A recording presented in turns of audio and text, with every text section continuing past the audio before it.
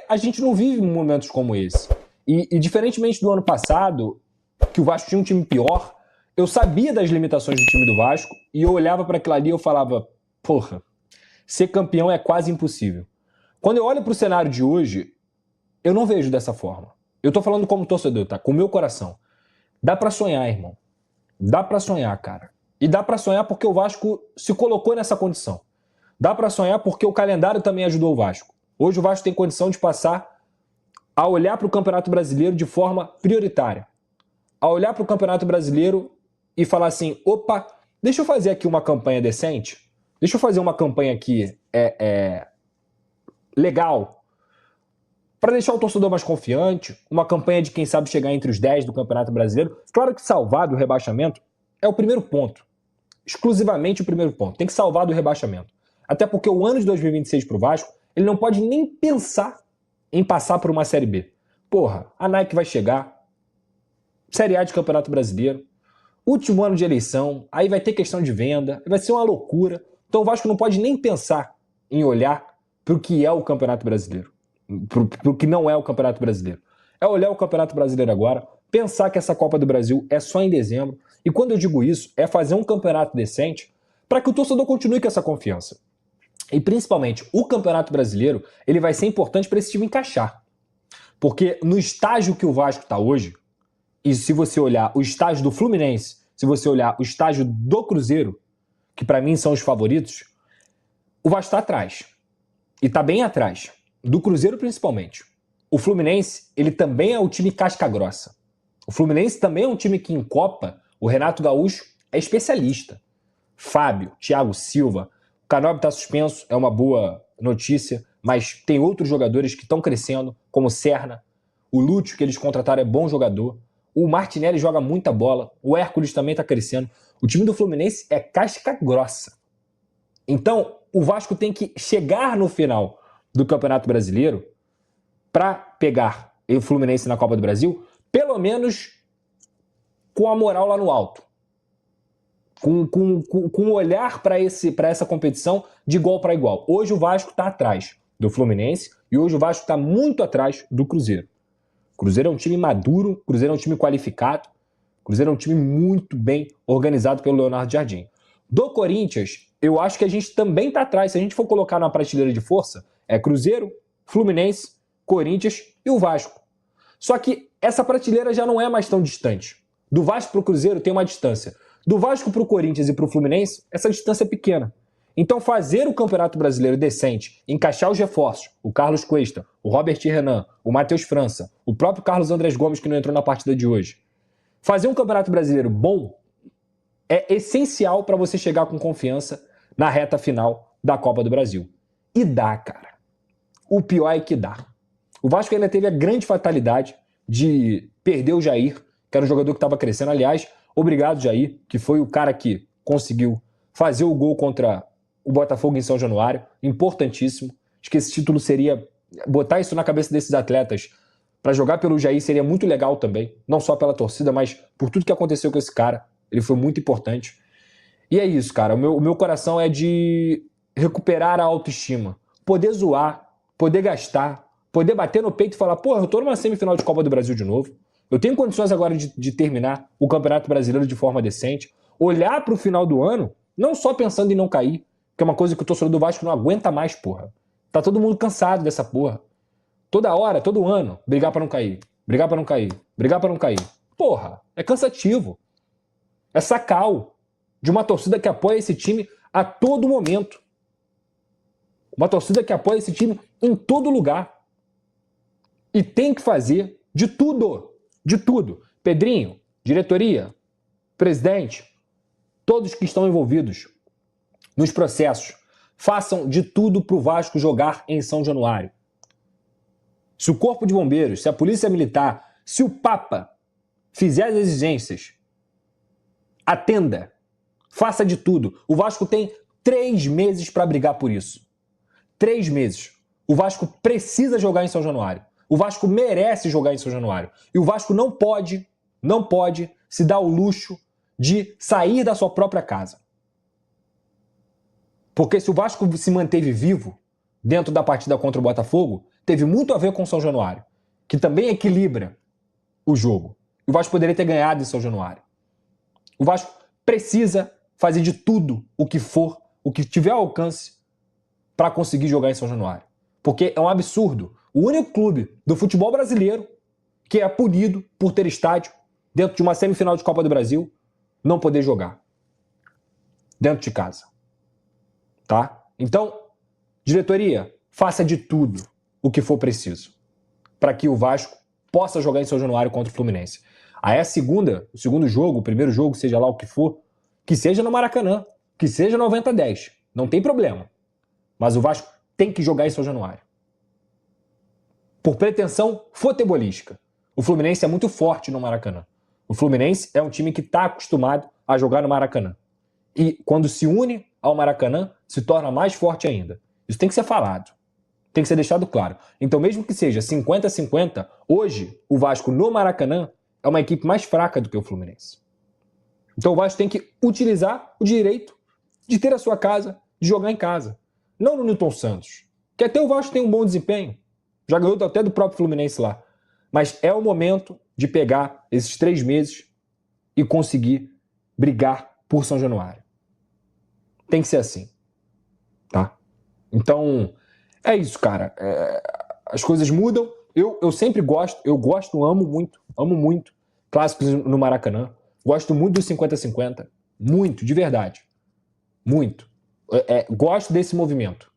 Mas eu não consigo ver, de forma tangível, o Vasco tendo mais chances de vencer o Fluminense jogando 2 vezes no Maracanã do que jogando uma vez em São Januário e no Maracanã. E me desculpa, o momento pede que o Vasco não perca nada que seja vantajoso para o Vasco. O Vasco não pode abrir mão de jogar em sua casa. É só isso, cara. É só isso. É um momento muito delicado, onde o Vasco não é o favorito para ser campeão dessa Copa do Brasil, mas que tudo que for possível para o Vasco fazer e conseguir manter o tipo de vantagem que é jogar em casa, o Vasco tem que fazer, cara. O Vasco tem que fazer. O momento pede isso. Não adianta mais ficar na fila do quase. Não adianta mais ficar na fila do se. O Vasco tem uma oportunidade muito grande de conseguir passar na Copa do Brasil e chegar a uma final, cara. Então, eu espero realmente que o Vasco consiga brigar por isso. Brigar por isso de qualquer forma, tá? Que mais que eu posso falar? Eu tô no StreamYard, né? Eu tô fazendo a live pelo StreamYard. Eu vou tentar botar aqui a coletiva do Diniz, mas eu tenho muito medo porque a minha internet já não é pica aqui no hotel. Então, se eu colocar a coletiva do Diniz, pode ser que comece a travar. Vocês querem que eu tente colocar a coletiva do Diniz? Porque senão eu já vou pular pro Superchat e vou lendo aqui os Superchats que a gente pode fazer. Vida que segue. Perfeito. Eu acho que é a sequência, né, de resultados negativos do Botafogo. Não tá bem no Brasileiro, cai na Libertadores, a Copa do Brasil, que talvez fosse antes uma terceira via, né, um plano C do Botafogo, se torna o plano A, porque o Brasileiro ficou distante, a Libertadores não tem mais possibilidade, caiu, e aí a Copa do Brasil vira o grande foco, e esse foco não é correspondido dentro de campo, e acaba sendo eliminado por um rival de menor investimento, né, que por mais que a gente fale, a gente brinca aqui, o histórico, o Vasco, a diferença é muito grande no retrospecto entre Vasco e Botafogo, mas o investimento atual do Botafogo é muito superior ao investimento do Vasco, e a gente olha para o brasileiro, a gente vê inclusive a diferença desse investimento na classificação dos dois. Então acho que tudo vai pesando, né? Não acho que tenha sido um fiasco necessariamente a eliminação para o Vasco. Eu acho que é um fiasco talvez o ano do Botafogo, a não ser que realmente consiga reverter de maneira impressionante esses próximos 3 meses que tem ainda, não para ser campeão brasileiro, que aí para mim acho que é realmente muito fora da curva, mas de pegar pelo menos um G4. Se pegar um G4, eu acho que diminui um pouquinho esse impacto do ano muito ruim depois de uma expectativa muito grande. Mas, sem dúvida alguma, se terminar o ano muito possivelmente sem nenhum título, pelo investimento que foi feito, e possivelmente sem chegar perto ali de pegar um G4 de brasileiro, de Libertadores e de Copa do Brasil, eu acho que para o Botafogo tem um peso muito grande depois de um ano espetacular que foi o ano passado. Né? Legal. Quero ouvir já o Garoni também sobre a classificação do Vasco. Vou querer ouvir a Raíza Simplício também. Mas antes, bota na tela aí, Gabrielzinho. Já podemos botar a festa aí que rolou ontem lá no Engenhão? Foi bonito. Coisa linda. Eu quero botar isso aí porque não dá nem pra gente ver perfeitamente aí o tamanho da festa, porque as imagens da transmissão oficial não dá pra gente usar, ela tem direito. Aquela imagem de cima, né? Esse é um Tava vídeo, bonito demais. Esse é um vídeo da Cris de Sátiro lá do Fim de Jogo, né? Grande Cris que faz as coberturas dos jogos, da torcida, sempre. Fim de Jogo lá no Twitter, no Instagram. Ela fez essas imagens aí na entrada em campo. Sinceramente, aí não dá pra ver 30% do que foi a beleza dessa festa que eu tava acompanhando na televisão. Parabéns à torcida do Botafogo. A do Vasco também, que tava no menor número, porque só tinha aquele espaço pra torcida do Vasco. Mas o que a gente viu era a torcida do Vasco ali do lado direito, Tava ali né? no cantinho, O que a gente viu ontem... e eu não sou contra, não sou saudosista, falar o mosaico é horrível, Nutella, não é isso. Eu acho o mosaico muito legal também, mas isso é mais legal. Eu gosto também. Isso é mais legal. Infelizmente, na Libertadores não pode. Pois é, logo na Libertadores. Por isso, na Libertadores, que é tão mosaico, tradicional. mosaico. E de novo, aí não tá dando pra ver 20% da beleza que foi das milhares, tinha milhares de bandeiras na arquibancada, né? Isso De me todos remete os muito ao tamanhos. Maraca Antigo, né? O Maraca Antigo era muito dessa bandeirinha. Papel higiênico. Pô, você papel chegava de na porta do Maracanã, o pessoal fumaça. dava a bandeirinha, você já subia com as bandeirinhas. Sensacional. Pô. O que se viu ontem foi uma entrada em campo, olha, histórica, sensacional, por mais entradas Foi em bonito. campo assim. De novo, o mosaico é legal, mas isso é mais legal. Isso tem mais calor, isso é mais Brasil, isso é mais futebol carioca. Foi lindo de ver. Lindo de Foi de ver. Eu arrepiar. só fiquei lamentando ontem, viu, Bandeira? Até lembrei de você. Cara, o Botafogo, o Vasco, eu entendo as razões por que não acontece isso. Entendo quais são as razões, mas eu insisto nisso. Botafogo e Vasco tinham que jogar mais no Maracanã, clássico. Assim, eu fiquei com muita pena desse jogo não estar sendo no Maracanã 50-50. Ou mesmo aí 50-50. Entenda, o Botafogo tem a casa dele, o São Januário também é a casa do Vasco. Pô, mas isso é um jogo com tamanho para ser no Maracanã. Como vai ser Vasco e Fluminense, inclusive os dois jogos, Sim, né? Serão no Maracanã. Pô, e vai ser sensacional. Você vai ter dois jogos com 70 mil pessoas, meio a meio, com isso aí tudo.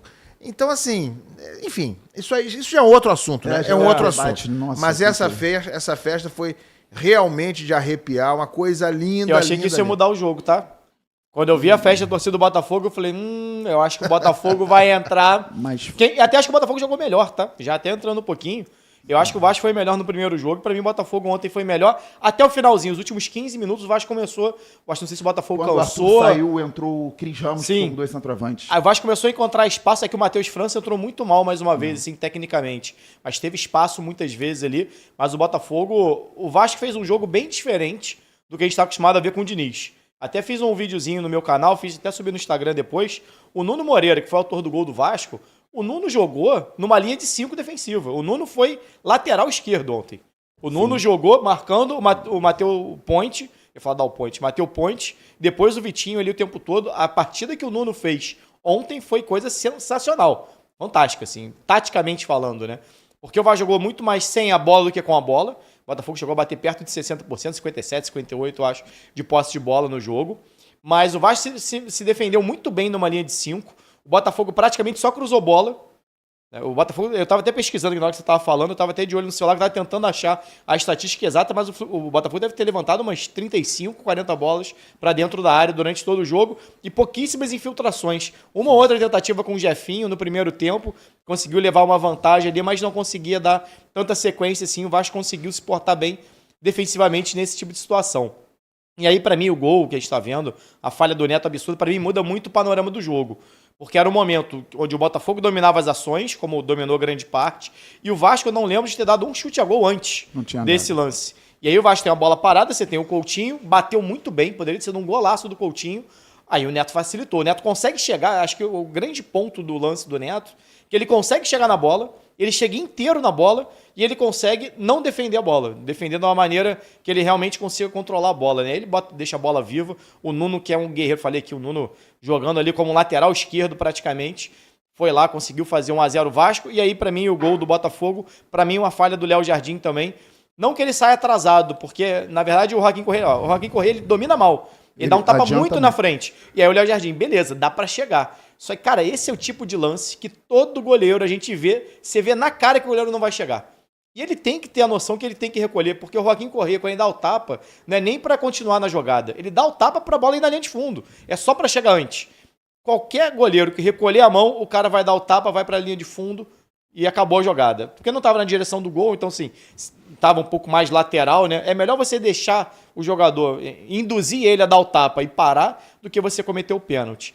E aí entra muito da questão do Léo Jardim e até brincar. Acho que o Léo Jardim fez de propósito, porque se tem uma máxima no futebol que funciona constantemente quem faz nos 90 não faz nos pênaltis. Ou é o craque do time, que também vai perder sempre, ou é o cara que fez nos 90. Eu já vi o Edmundo em 2008, Vasco Sport, Copa do Brasil, meter um gol aos 48 do segundo tempo, levar para pênalti e perder o pênalti.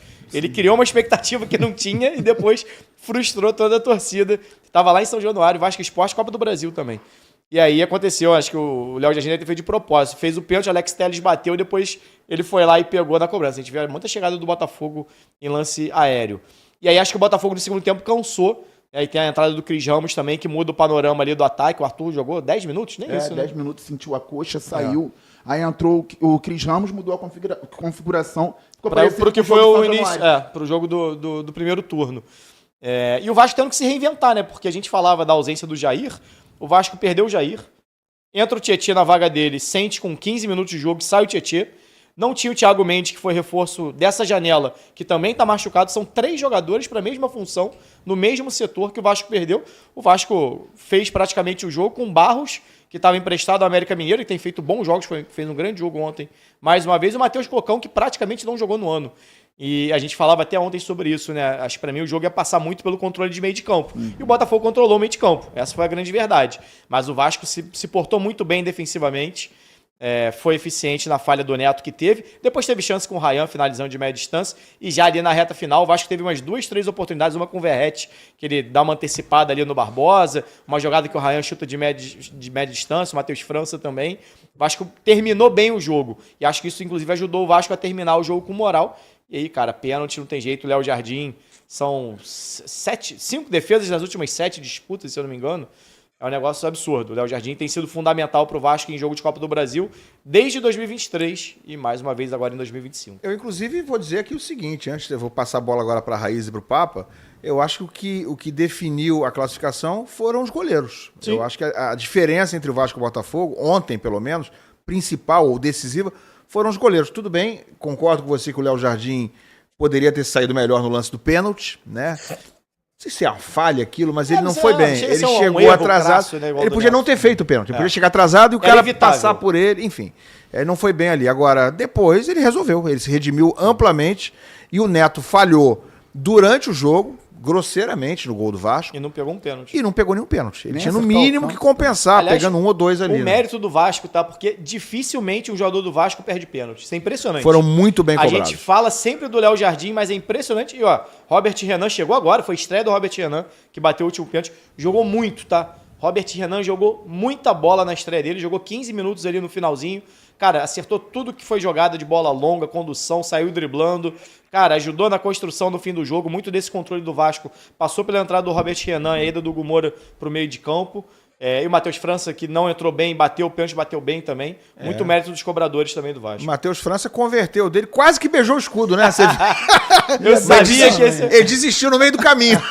Eu prefiro que ele faça o gol e não beije o escudo do que ele perca e faça o discurso. É melhor ele fazer o gol. Eu sou vascaíno desde a infância. Você bota a foto criancinha. Não, irmão, faz o gol. Isso aí viralizou, né? Você pode torcer pra Inter de Milão. Você pode escolher. Ele ia beijar o escudo e ele desistiu no meio. Raíza, e aí? Fala, Elan, Garone, Papa, Bandeira. Sempre que tá com esse sorriso aí, o Bandeira, porque o ano gente, do Botafogo trabalhando.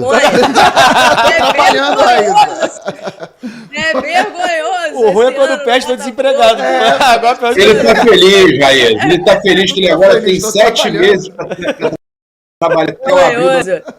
Elan, vou chorar na frente da tela. O Vasco... Ontem, né, o Vasco sabia que a principal chance do Vasco era nos pênaltis. Jogando em casa, o Botafogo, depois de 1-1 em São Januário. O Vasco até fez um jogo interessante sem a bola, mas deu alguns moles ali. Os jogadores do Botafogo ganhavam todas as bolas pelo alto, inclusive. Faltou mais qualidade do Botafogo. Muito forte, né? Faltou mais qualidade do Botafogo no último passe ali, na criação também. Teve a situação do Montoro, por exemplo, que, segundo o David Ancelotti, não tinha condições de jogar e etc. Mas, assim, a gente está falando de um Botafogo que Tava com a expectativa lá no alto, depois da temporada que fez no ano passado, ganhando Libertadores e Brasileirão. O investimento que o Botafogo fez, a gente tem que falar aqui, né, na casa dos 700 milhões de reais, então uma diferença muito grande para esse time do Vasco em todos esses quesitos, e acho que o Botafogo pagou pela soberba. Assim como o Flamengo lá em 2023 também teve um ano vergonhoso e pagou pela soberba. Real Madrid pode esperar, saiu, trocou o treinador, porque o treinador que tinha ali não era suficiente, então trocou o treinador e foi toda aquela coisa. Esse ano o Botafogo também está pagando pela soberba, né? Eu falo muito essa questão do ano começar em abril, ok, mas o ano do Botafogo não começou em abril. A gente nem sabe quando de fato o ano do Botafogo começou, né? Porque foram decisões erradas do John Textor. E ele mesmo ontem, depois do jogo, ele fala que se ele ficasse ali enumerando as decisões erradas, ele não sairia dali tão cedo, né? Pelo menos ele reconhece isso. E aí é muito frustrante. Eu acho que é muito frustrante para o torcedor que esperava muito mais do Botafogo esse ano. E pelo contexto todo, o Botafogo fora da Libertadores, fora dessa briga pelo título brasileiro, pelo menos nesse momento, tinha ali a Copa do Brasil como título que o Botafogo não conquistou ainda, né? E era a grande oportunidade desse Botafogo na temporada, tanto que no discurso de todo mundo dentro do clube era tratado nesse momento como uma prioridade. Então eu acho que foi, por todo o contexto, é um ano vergonhoso para o Botafogo e pode ficar pior se não terminar no G4. Bandeira lembrou, o Botafogo não está classificado para a Copa do Brasil, porque esse ano não teve nem Taça Rio, né? Se nos outros anos, no início do ano, tinha pelo menos a Taça Rio, nesse ano não teve nem Taça Rio. Então, assim, eu volto a falar, agora a obrigação do Botafogo é terminar essa temporada pelo menos no G4. Se não terminar essa temporada no G4, vai ser ainda mais vergonhoso esse ano.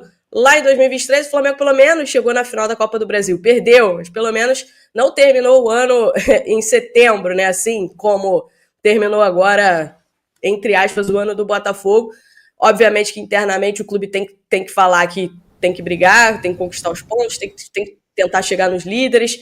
Mas o mínimo para o Botafogo agora é o G4 do Brasileirão, Ilan. Legal, e aí, Papá, o que você viu aí de Botafogo 1, Vasco 1? A gente meio que previu o empate, acabamos apostando no 2-2 aqui, mas a gente previu o empate e falou, Léo Jardim vai brilhar. Eu pensei no 2-2, mas eu tava pegando um sinal aqui do agregado, na verdade. Na verdade, acertei. E aí, salve, torcedor do Vasco, seja bem-vindo a Vasco Full, todos os dias conteúdo exclusivo do Vasco. Léo Jardim brilhando com a camisa do Vasco, garantindo o Vasco na semifinal da Copa do Brasil. Mais um resultado aí magnífico para o torcedor vascaíno, que agora só em dezembro luta aí contra o Fluminense para chegar na finalíssima da competição. Deixa sua opinião, deixa seu comentário. Deus abençoe cada um de vocês, tamo junto, forte abraço e vamos Vasco!